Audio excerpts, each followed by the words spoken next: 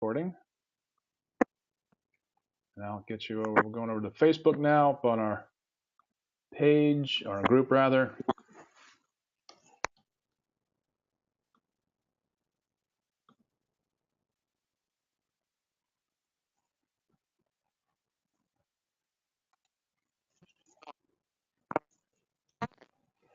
Waiting for the stream to catch.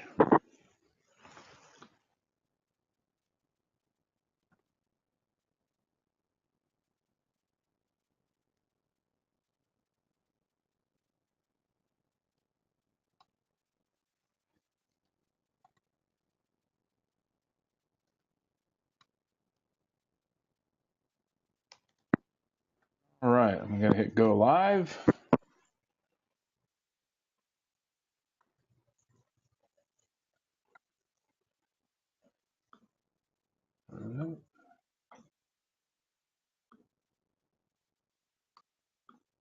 And we're back. Bill Haley, welcome to Virginia Free. We consider ourselves the authoritative guide for the business community of the Commonwealth of Virginia, and welcome you to the arena of politics. You're running for the House of Delegates in the 21st District, challenging incumbent Ron Villanueva in Virginia Beach for the nomination June 13th. Introduce yourself to our members.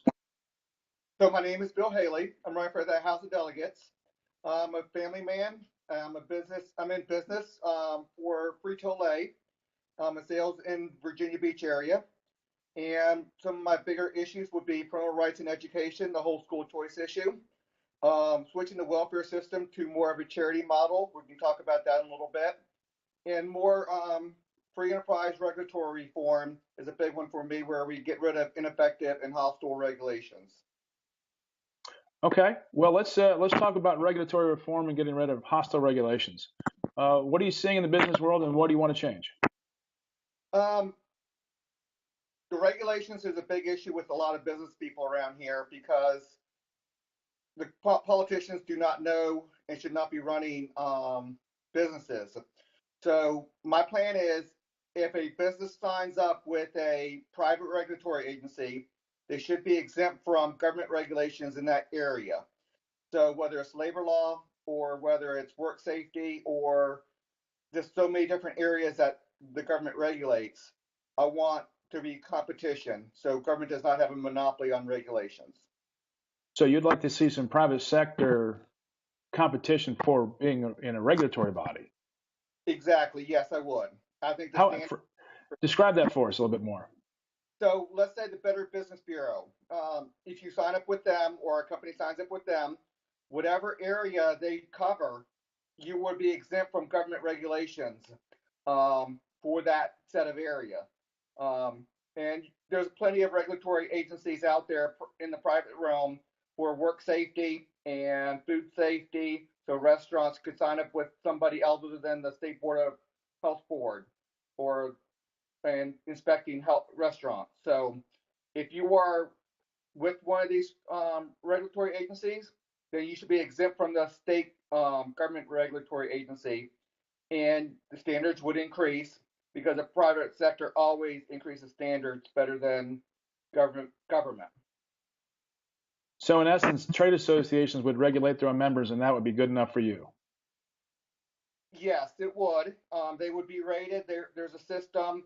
I do not just leave it to a wish and a prayer, but there's a system I have on my website where there would be a rating system, and people walking through the door will know the ratings of that restaurant, or the work safety, or the labor law, or whatever business is regulated. People are going to readily know what their ratings are, so they know what they're walking into. So if the state's not ensuring a certain set of qualities, you know that the private regulatory agency is. And so there is checks and balances within this. Okay, well, it's a unique concept. I certainly haven't heard it before. Is it any other states doing this? Any other countries doing this? Not that I know of. I pretty much came up with this idea. It seems like a reasonable idea. We do not have to. A lot of people think that the standards would fall through the ground. I don't think so. There can be certain standards that we make sure we uphold, but I think standards would increase because consumers want high quality when they go out to a restaurant. Workers want high quality when they want to work in a safe environment. So whatever a private regulatory agency is regulating, they need to attract consumers. So if they're not regulating well, people are going to come to that business. It's an interesting model, Bill. Have you talked about it with any business leaders in your area? No, I'm trying to get the message out there through the campaign, and I have it up on my website, so I'm trying to push it wherever I can. Is that the primary economic development model you have in your issues? Is that your what's that? That is a big part of it, yes. Okay. And what's your website? Haley2017.com. Haley2017.com. All right. What other issues are you working on, Bill, before we get into some of ours? Well, I'm very big on parental rights in education, the school choice issue. My preference on a school choice would be being exempt from education taxes. There's a lot to that, and we would have to change the education taxes around a little bit so it is a little bit more exemptable. But I want government out of education as much as possible, or at least allowing people who want to be out of it to be out of it. So I'm not for the public school system, but for anybody who wants to take themselves out of the public school system, they also take themselves out of the education tax. How would that work in higher education? What are your thoughts on higher education? Well, I have on my website that I want higher education and the government to totally separate. I do not like government funding of colleges. I do not like public universities. I think we need to have, I do not, basically it's socialism in higher education. And I do not think the college students that have much higher earning potential need socialism. So I'm very much against higher education getting state money. I think when I think the free enterprise system can do a lot better than the state can. So do you oppose funding of the private colleges too? Yes. You mean government funding of private colleges? Yes. Yes. You oppose tuition assistance grants? Yes, I want all that. I want government to be totally out of colleges and universities. All of 100%. 100%. And a big part of that would be accreditations and all that stuff. There's private accreditations. We go back to my free enterprise regulatory reform. They can accredit certain colleges. If you look at how much colleges have increased their tuitions, you also have to look at how much the state is funding has increased also. So we're not getting a better product for a lower price. Everywhere else in the economy, in the free enterprise system, you get a better product at a lower price. But when it comes to government running it, you have a lower quality or quality staying about the same, but the prices keeps on going up. Okay, and you think that model will hold in higher education?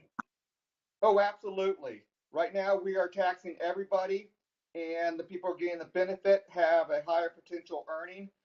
So I'm very much against having the poor pay the taxes for the people who will in the future earn a lot more. They're basically subsidizing people who will end up earning more later in life. Okay. So, go ahead. No. All right. Let's jump to an issue that's of significant importance in the Hampton Roads region, the Atlantic Coast Pipeline. What are your thoughts on that? I'm very much in favor of pipelines. I have not studied that one particularly well, so I do not have a big opinion on that at this time. But I'm okay. in favor of pipelines going through the area, yes. You're generally supportive of pipelines, okay. Generally supportive of pipelines, but I have not studied that issue enough to give you the best answer right now.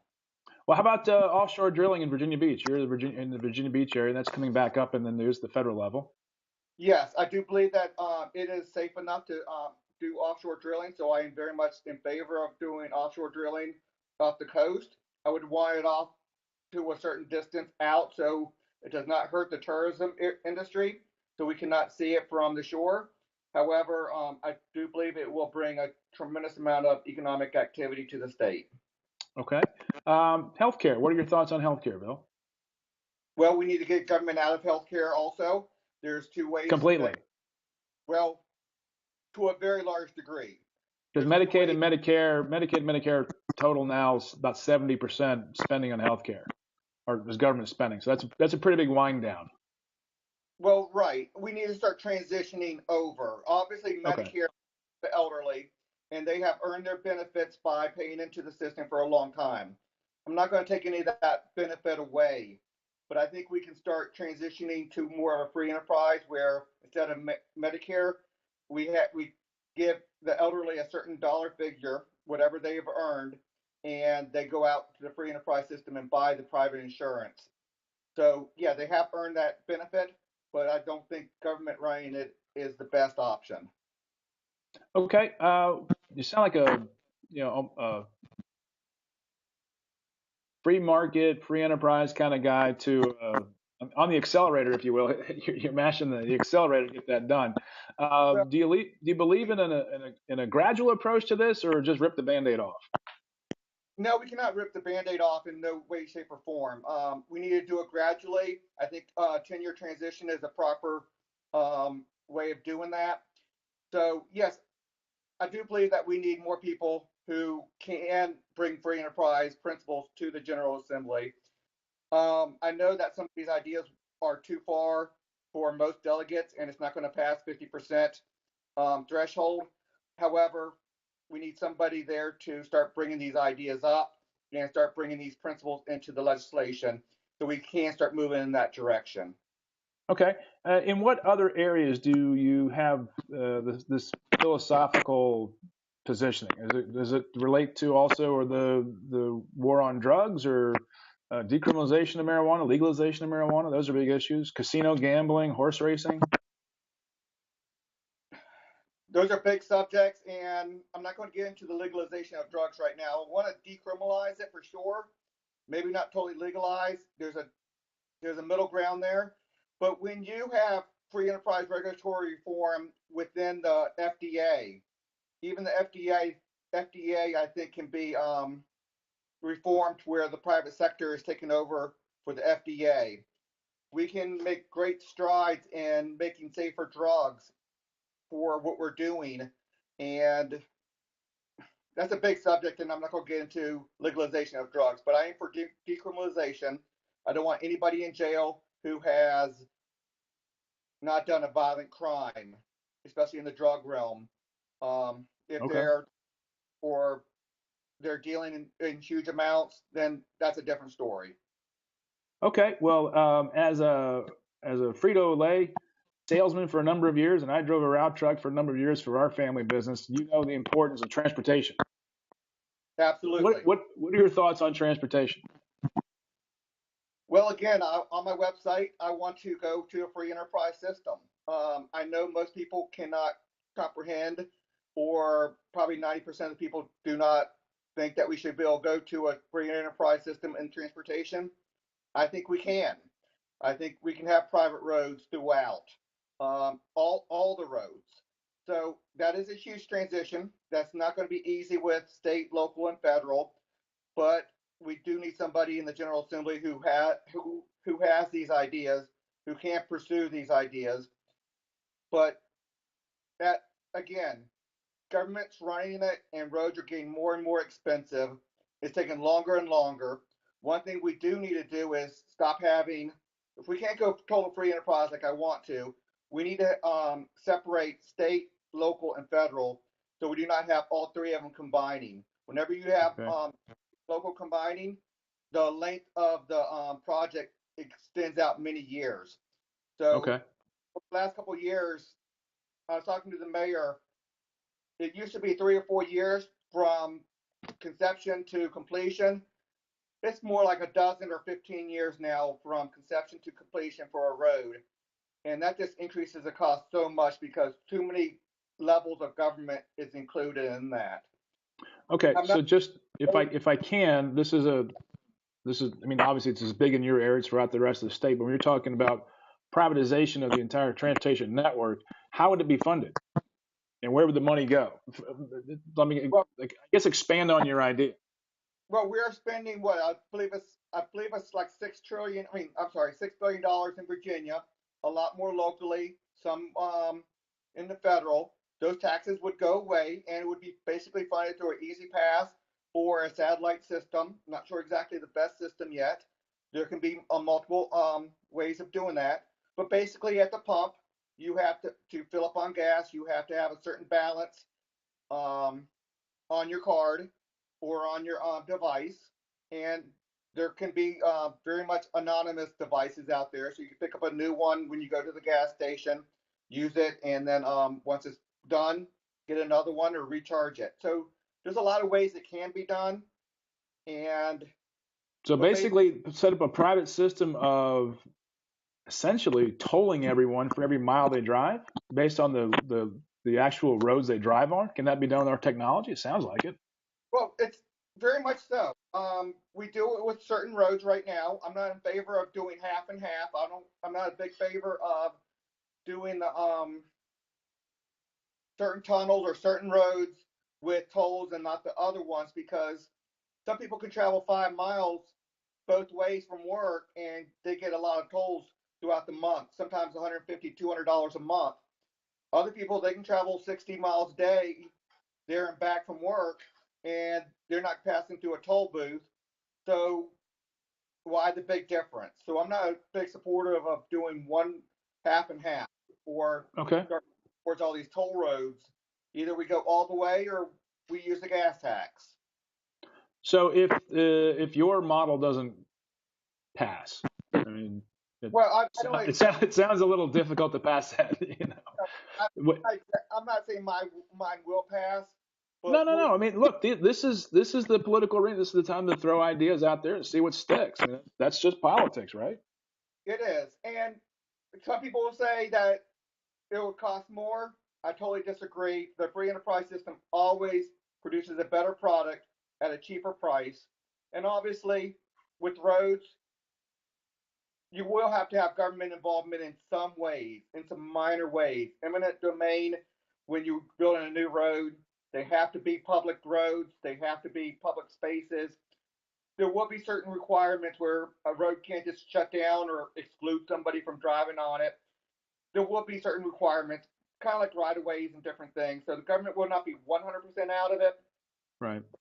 It's a way of funding new roads, and the price mechanism, the role of prices, is so far superior to government politicians trying to figure out what roads to do.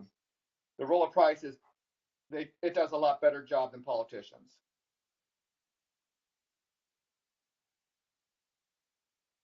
Okay. But again, that's not one of my big issues. That's probably number 5 on my issue Well, what's list. number one? Let's start your top. What's your number one?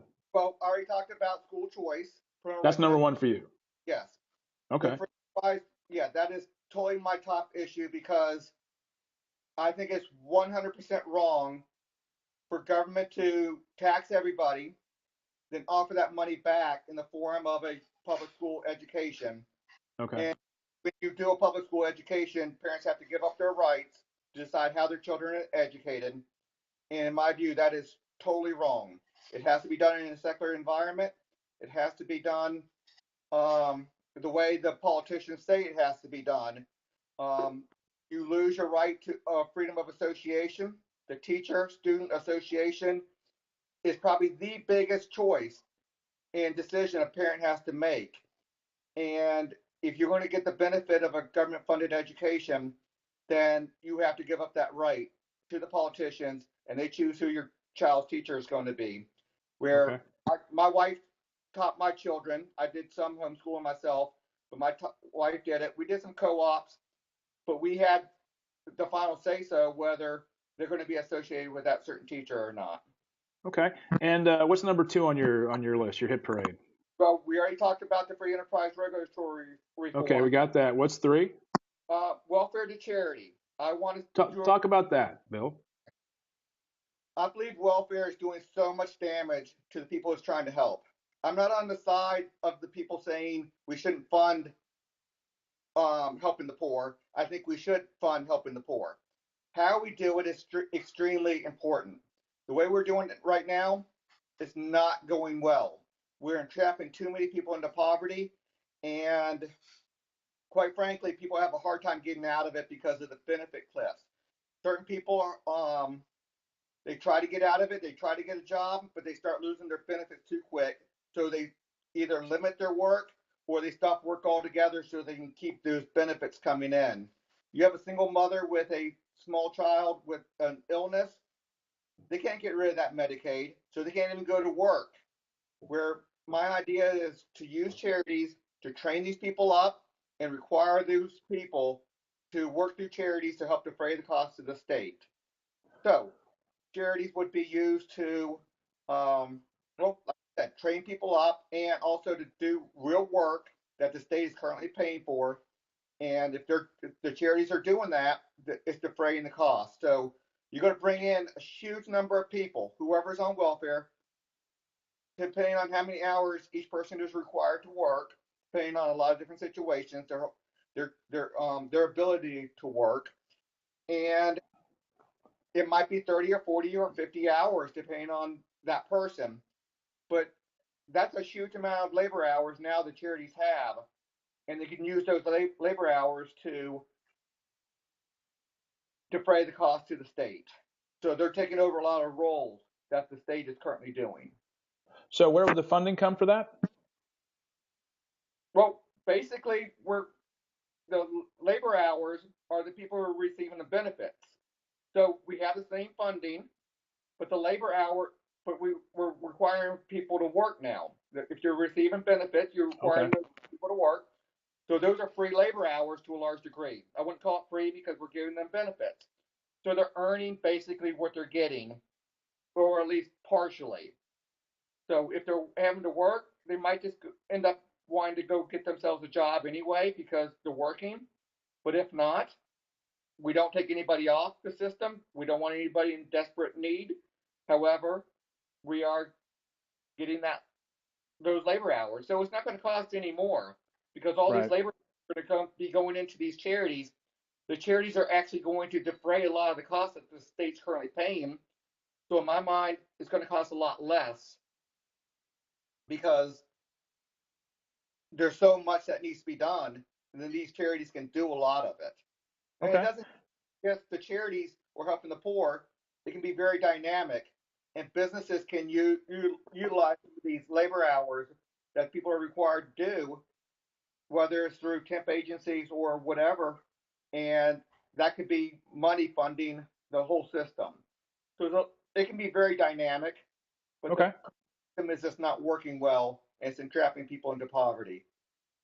Okay, I think you said 5. Was that 4? What's 5 for you? Well, I have 5. I'm sorry, I have 3 major issues. I don't have the 5 major issues. I do. Okay, no, I thought you said 5. That's my fault. College is a big issue for me. Obviously, I'm not going to be running on the road issues or the college issue because I know it's not going to happen. I think the other ones have a potential of happening or at least moving in that direction. Okay. And colleges, let me talk about colleges one more time. Okay, go ahead. 2 things we can do. Textbooks, it's an outrageous travesty that we have a monopoly. We're giving certain colleges a monopoly on what textbook people have to use. There's so many online sources for the textbooks that people are paying $100, $200, sometimes $300 for certain textbooks, and all this information is readily available online. So I would open it up to all the public colleges would have to allow websites that have all the relevant information to be used as textbooks, and so people do not have to buy the expensive textbooks. So you've sort of given up on the privatization of all public colleges being able to happen. Well, I don't. Well, I mean, are you still going to stick with that? The conversation needs to start happening. It's not one of my major issues. Okay. It is because nobody's talking about it yet, but I want to bring it into the realm of conversation. So I know it's not going to be next year or the year after, but we need to start trying to move towards that. That's your long term. Right. Another big things we can do to help bring down the cost of college education is, do you know what MOOCs are? Massive online. Oh yeah, MOOCs. Yep. Yeah. Okay. I think that all public colleges should be required to allow credits if somebody takes MOOCs, the massive open online courses Right. from an accredited college. I mean, Harvard and first-rate colleges from around the nation put these things out.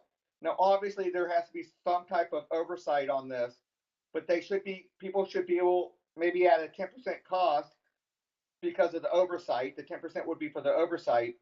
If a student takes a MOOC, and they should be able to get full credit for those classes. So some people might start off with 1 or 2 MOOCs a semester, but it will definitely reduce down how many credits they have to pay to the college. So that can start bringing technology and really reducing down the cost to the students. Okay, well, it sounds like you have a lot of new ideas, quite frankly. You bring a lot of new ideas to the political arena. What's the reaction been when you're going around the district? People start loving the ideas, especially about the welfare. They know that the welfare is hurting people. I go to poor neighborhoods and rich neighborhoods, and they both love the idea of requiring people to work. They all love the idea of training people up quicker. They love the ideas of bringing charities into the mix. People love the idea of my education policy, where I'm basically a school choice, both in rich and middle class, and especially poor neighborhoods. They love the idea of education. Now, I have not got a lot of feedback on the regulatory agencies, but I'm not talking about that, the doors. And it's hard to talk about because it is a longer conversation. That's a very long conversation. I mean, these are pretty deep, philosophically oriented ideas that are not just boilerplate issues du jour. I'm planning on not running a regular campaign where I just list that I'm for smaller taxes, lower taxes, and more free enterprise. Too many people say it, but I'm planning on bringing big ideas to the table. And reaction's been favorable, you say, in the district. Yes, it has. Okay. Got a couple of minutes, Bill. Why don't you bring it all in for us? Give us a brief bio, who you are, why you're running in the first place, and how people can get in contact with you. Well, all my contact information is on my website at haley2017.com. Okay. There, you got my phone number and email and everything else. Now, my bio is I'm a husband to one wife for like 27 years. I'm going to get that number straight. I'm 25 and a half. I'm speaking as a veteran too. I got married in '89, so yes. There you go. Just remember the date. Anyway, so 3 children, 20, 20, and 21. So I have a set of twins there. They're all in the workforce, and 2 of them are still in college. I homeschooled my girls all the way through, my wife and I. So I was majorly involved in the homeschool community. I'm involved in my church, New Life Church. I was in lay leadership in there. I stepped back from that a little bit to run for office because the demands of time for running for office is a lot. So I stepped back from a lot of my volunteer opportunities to run for office because I believe these issues are so important. So what got me involved is about 20, 25 years ago, I got the itch in the school choice issue. I thought it was so wrong what the government's currently doing with the public school system and private school system, and how one is funded. Basically, 90% of the children are funded, 10% are not. It's totally wrong to do that. So either you give everybody funding, or you allow people not in the system to not pay the tax. Now, so that's my big issue. That is my issue, and I want to solve that issue more than any other. Well, there you go. Direction of more free enterprise and move away from socialism. Got it. Okay. Bill, it's been good talking to you today. Yes. this is your second race. You ran for a nomination for Senate 2 years ago. What have you learned in your time in political office and elective office? I mean, running for it rather. What have you learned? Well, I learned that walking homes is probably the best way to do it because I'm coming face to face with all these voters. They're telling me their concerns. I walked through the neighborhood that got the other day, and a lot of people were showing a lot of concern, and they were telling me about just a lot of their stories. So what I've learned is talk to the people and learn their concerns and learn their fears and see what they want and try to be their voice. Okay, very good. Again, it's Haley2017.com. Yes. Go there, email Mr. Haley, Bill Haley, any concerns, any questions you might have, and I'm sure you're going to be hitting first tonight. Good luck. Thank you for running, and we wish you the very best. Thank you a lot. I appreciate the interview. Thank you, Bill. Take care. You too. Bye-bye. Bye-bye. All right, we're still on, you and I, Bill.